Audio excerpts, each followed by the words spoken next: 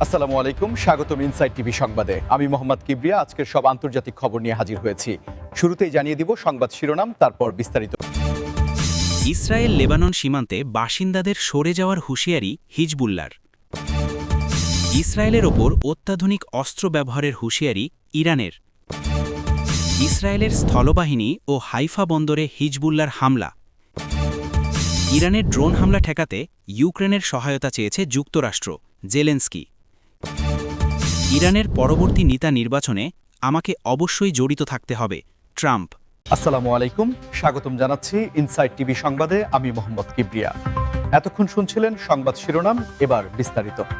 Israel এবং Lebanon সীমান্ত এলাকার বর্তমান অবস্থা, যেখানে হিজবুল্লার পক্ষ থেকে ওই অঞ্চলের বাসিন্দাদের দ্রুত সরে যাওয়ার জন্য একটি কড়া হুঁশিয়ারি দেওয়া হয়েছে, যা আন্তর্জাতিক মহলে ব্যাপক আলোচনার জন্ম দিয়েছে। আপনারা যারা নিয়মিত বিশ্ব সংবাদ অনুসরণ করেন তারা হয়তো জানেন যে ইসরায়েল এবং লেবাননের মধ্যবর্তী এই সীমান্ত এলাকাটি ঐতিহাসিকভাবেই অত্যন্ত স্পর্শকাতর এবং দীর্ঘকাল ধরে এটি একটি বাফার জোন বা সংঘাতপূর্ণ অঞ্চল হিসাবে পরিচিত, যেখানে সাধারণ মানুষের জীবনযাত্রা সবসময়ই এক ধরনের অনিশ্চয়তার মধ্যে কাটে। সাম্প্রতিক এই হুঁশিয়ারির ফলে সীমান্ত সংলগ্ন গ্রাম ও শহরগুলোতে বসবাসরত সাধারণ নাগরিকদের মধ্যে চরম আতঙ্ক এবং উদ্বেগ ছড়িয়ে পড়েছে। কারণ এ ধরনের ঘোষণা সাধারণত বড় পরিসরে কোনো সামরিক পদক্ষেপ বা কৌশলগত পরিবর্তনের পূর্ব লক্ষণ হিসাবে বিবেচনা করা হয়। আন্তর্জাতিক বিশ্লেষকরা মনে করছেন যে এই সতর্কতা কেবল একটি সাধারণ হুমকি নয়, বরং এটি ওই অঞ্চলে ক্ষমতার ভারসাম্য পরিবর্তনের একটি সুস্পষ্ট ইঙ্গিত, যা সামগ্রিক মধ্যপ্রাচ্য পরিস্থিতিকে আরও জটিল করে তুলতে পারে। সাধারণ মানুষকে তাদের নিজস্ব ঘরবাড়ি ছেড়ে নিরাপদ আশ্রয়ের সন্ধানে বেরিয়ে পড়তে বাধ্য হওয়ার এই দৃশ্য সত্যিই মানবিক দৃষ্টিকোণ থেকে অত্যন্ত বেদনাদায়ক, এবং এটি ওই অঞ্চলের সামাজিক ও অর্থনৈতিক কাঠামোর উপর এক বিশাল নেতিবাচক প্রভাব ফেলছে। কারণ যখন একটি পুরো এলাকার মানুষকে আকস্মিকভাবে স্থানান্তরিত হতে হয়, তখন তাদের জীবিকা, বাসস্থান এবং মৌলিক অধিকারগুলো চরমভাবে বাধাগ্রস্ত হয়, যা সামাল দেওয়া স্থানীয় বা আন্তর্জাতিক ত্রাণ সংস্থাগুলোর জন্য একটি বিশাল চ্যালেঞ্জ হয়ে দাঁড়ায়। আপনারা কি মনে করেন, এ ধরনের সীমান্ত উত্তেজনা কিভাবে সাধারণ মানুষের জীবনকে দীর্ঘমেয়াদে প্রভাবিত করে? আপনাদের মতামত অবশ্যই আমাদের কমেন্ট বক্সে জানাবেন, কারণ আপনাদের বিশ্লেষণ আমাদের আলোচনার গভীরতা বৃদ্ধি করে। এই মুহূর্তে জাতিসংঘের শান্তিরক্ষী বাহিনী এবং অন্যান্য আন্তর্জাতিক সংস্থাগুলো এই পরিস্থিতির ওপর কড়া নজর রাখছে, এবং তারা চেষ্টা করছে যাতে এই উত্তেজনা কোনোভাবেই নিয়ন্ত্রণের বাইরে চলে না যায়। তবে মাঠ পর্যায়ের বাস্তবতা এতটাই পরিবর্তনশীল যে যে কোনো মুহূর্তে নতুন কোনো মেরুকরণ তৈরি হতে পারে। ইসরায়েলের ওপর অত্যাধুনিক অস্ত্র ব্যবহারের জন্য ইরান একটি সরাসরি হুঁশিয়ারি উচ্চারণ করেছে, যা আধুনিক প্রতিরক্ষা ব্যবস্থায় এক নতুন মাত্রার সমীকরণ তৈরি করেছে। বর্তমান যুগে যুদ্ধ বা সংঘাত আর কেবল সাধারণ বা গতানুগতিক অস্ত্রের মধ্যে সীমাবদ্ধ নেই, বরং এটি এখন পুরোপুরি প্রযুক্তি নির্ভর হয়ে পড়েছে, যেখানে drone, smart missile, artificial intelligence বা কৃত্রিম বুদ্ধিমত্তা চালিত গাইডেড সিস্টেম এবং সাইবার সক্ষমতার মতো অত্যাধুনিক প্রযুক্তির ব্যবহার যে কোনো সংঘাতের ফলাফল নির্ধারণ করে দেয়। ইরানের পক্ষ থেকে আসা এই অত্যাধুনিক অস্ত্র ব্যবহারের হুঁশিয়ারি মূলত তাদের নিজস্ব সামরিক গবেষণা এবং প্রযুক্তিগত উন্নয়নের একটি প্রদর্শনী হিসেবে দেখা হচ্ছে, যার মাধ্যমে তারা আন্তর্জাতিক সম্প্রদায়কে নিজেদের সক্ষমতার একটি সুস্পষ্ট বার্তা দিতে চাইছে।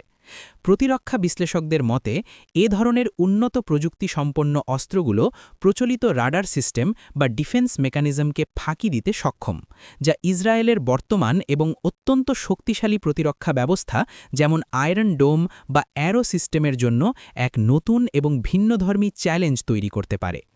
এই ধরনের প্রযুক্তিগত হুমকির কারণে শুধু ওই নির্দিষ্ট অঞ্চলের নিরাপত্তাই বিঘ্নিত হচ্ছে না, বরং এটি আন্তর্জাতিক অস্ত্র প্রতিযোগিতা বা আর্মস রেসকে নতুন করে উস্কে দিচ্ছে, যা বিশ্বব্যাপী অর্থনীতি এবং বাণিজ্যের ওপর পরোক্ষভাবে প্রভাব ফেলে।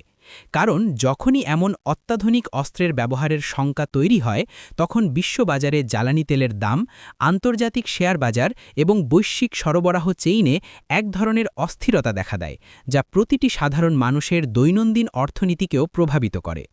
আপনারা যারা এই ভিডিওটি দেখছেন এবং আমাদের চ্যানেলের সাথে যুক্ত আছেন তারা হয়তো বুঝতে পারছেন যে কিভাবে সামরিক প্রযুক্তি আধুনিক ভূ-রাজনীতিকে নিয়ন্ত্রণ করছে।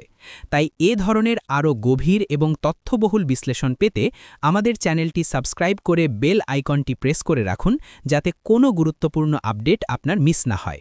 লজিস্টিক্স এবং কৌশলগত প্রতিরক্ষার দিক থেকে অত্যন্ত তাৎপর্যপূর্ণ, যেখানে বলা হচ্ছে ইসরায়েলের স্থলবাহিনী এবং তাদের অত্যন্ত গুরুত্বপূর্ণ অর্থনৈতিক কেন্দ্র হাইফা বন্দরে হিজবুল্লার সাম্প্রতিক হামলার কথা। হাইফা বন্দর কেবল ইসরায়েলের জন্যই নয়, বরং সমগ্র ভূমধ্যসাগরীয় অঞ্চলের বাণিজ্যিক নেটওয়ার্কের জন্য একটি অন্যতম প্রধান লাইফলাইন বা প্রাণকেন্দ্র হিসেবে কাজ করে, যেখান দিয়ে প্রতিদিন মিলিয়ন মিলিয়ন ডলারের পণ্য আমদানি রপ্তানি হয়ে থাকে। এই ধরনের একটি আন্তর্জাতিক বাণিজ্য কেন্দ্রে যে কোনো ধরনের হামলা বা অস্থিরতা শুধু ওই দেশের অভ্যন্তরীণ অর্থনীতিকেই পঙ্গু করে না, বরং এর প্রভাব গিয়ে পড়ে গ্লোবাল সাপ্লাই চেইন বা বৈশ্বিক সরবরাহ ব্যবস্থার ওপর, যার ফলে আন্তর্জাতিক শিপিং কোম্পানিগুলো তাদের রুট পরিবর্তন করতে বাধ্য হয় এবং কার্গো জাহাজের ইন্স্যুরেন্স প্রিমিয়াম বহুগুণ বেড়ে যায়। এর সরাসরি প্রভাব পড়ে আন্তর্জাতিক বাজারে নিত্যপ্রয়োজনীয় পণ্যের দামের ওপর, যা বৈশ্বিক মূল্যস্ফীতিকে উস্কে দেয় এবং আমরা সাধারণ মানুষ এর ভুক্তভোগী হই। একই সাথে ইসরায়েলের স্থলবাহিনীর ওপর এই হামলার ঘটনাটি প্রমাণ করে যে প্রচলিত সম্মুখ সমরের পাশাপাশি এখন কৌশলগতভাবে গুরুত্বপূর্ণ অবকাঠামো বা ইনফ্রাস্ট্রাকচারগুলো হামলার প্রধান লক্ষ্যবস্তুতে পরিণত হচ্ছে, যা আধুনিক সংঘাতের একটি নতুন প্যাটার্ন বা রূপ। স্থলবাহিনী সাধারণত যে কোনো দেশের প্রতিরক্ষার মূল ভিত্তি হিসেবে কাজ করে, কিন্তু যখন একই সাথে সামরিক বাহিনী এবং অর্থনৈতিক কেন্দ্রগুলোতে বহুমুখী চাপ প্রয়োগ করা হয়, তখন তা সংশ্লিষ্ট দেশের নিরাপত্তা এবং অর্থনৈতিক স্থিতিশীলতার জন্য একটি দ্বৈত সংকট বা ডুয়েল ক্রাইসিস তৈরি করে।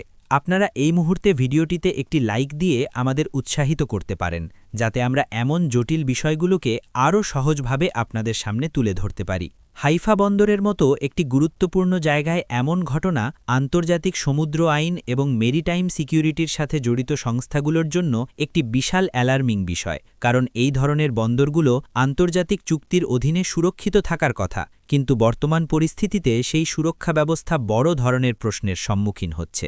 ইউক্রেনের প্রেসিডেন্ট ভলোদিমির জেলেন্সকি জানিয়েছেন যে ইরানের ড্রোন হামলা ঠেকাতে স্বয়ং যুক্তরাষ্ট্র এখন ইউক্রেনের কাছে সহায়তা চেয়েছে। এই বিষয়টি শুনলে হয়তো অনেকেই অবাক হতে পারেন যে বিশ্বের অন্যতম শক্তিশালী প্রযুক্তি এবং সামরিক পরাশক্তি যুক্তরাষ্ট্র কেন ড্রোন হামলা ঠেকাতে ইউক্রেনের মতো একটি দেশের কাছ থেকে সাহায্য বা অভিজ্ঞতা ধার চাইছে। তবে এর পেছনের কৌশলগত বাস্তবতাটি অত্যন্ত যৌক্তিক এবং শিক্ষণীয়। গত কয়েক বছর ধরে চলা সংঘাতের কারণে ইউক্রেন আধুনিক ড্রোন যুদ্ধ, বিশেষ করে ইরানি প্রযুক্তির ড্রোন যেমন শাহেদ ড্রোনের ব্যবহার, এর গতিবিধি, রাডার ফাঁকি দেওয়ার কৌশল এবং এগুলো ধ্বংস করার ক্ষেত্রে এক বিশাল এবং বাস্তব অভিজ্ঞতা অর্জন করেছে, যা বিশ্বের খুব কম দেশের কাছেই রয়েছে। ল্যাবরেটরিতে তৈরি করা তত্ত্ব বা থিওরির চেয়ে যুদ্ধক্ষেত্রের বাস্তব অভিজ্ঞতা সবসময়ই অনেক বেশি মূল্যবান।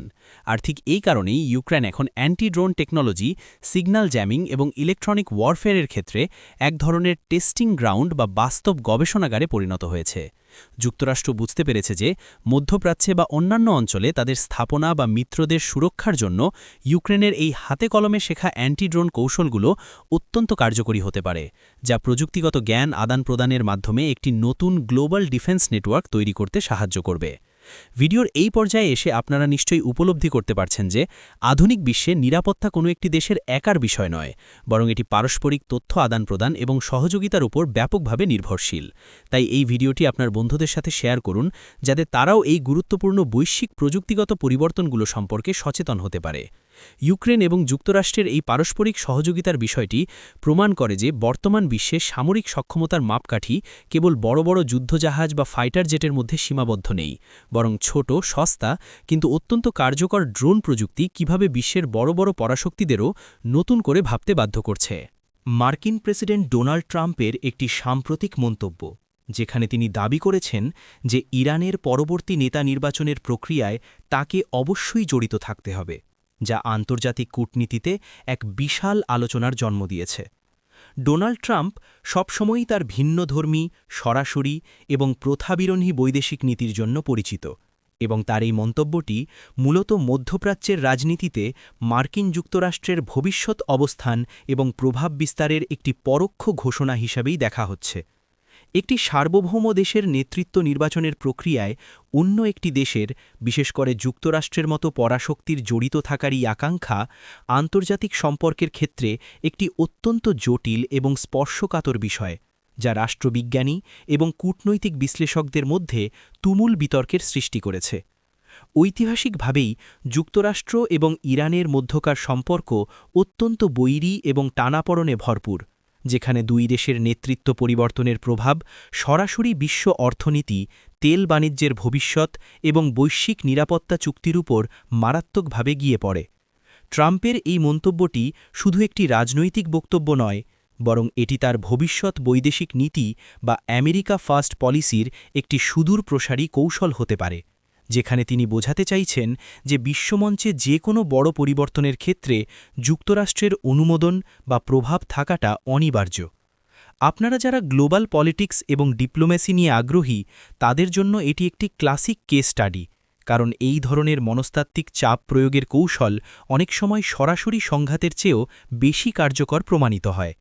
এই বক্তব্যের ফলে আন্তর্জাতিক বাজার, বিশেষ করে ক্রুড অয়েল বা অপরিশোধিত তেলের বাজারে বিনিয়োগকারীরা অত্যন্ত সতর্ক হয়ে উঠেছেন, কারণ ইরানের রাজনীতিতে যে কোনো ধরনের বাইরের হস্তক্ষেপের চেষ্টা হলে তা ওই অঞ্চলে বড় ধরনের অস্থিরতা তৈরি করতে পারে, যার ফলে তেলের সাপ্লাই চেইন ব্যাহত হওয়ার একটি প্রবল আশঙ্কা থাকে।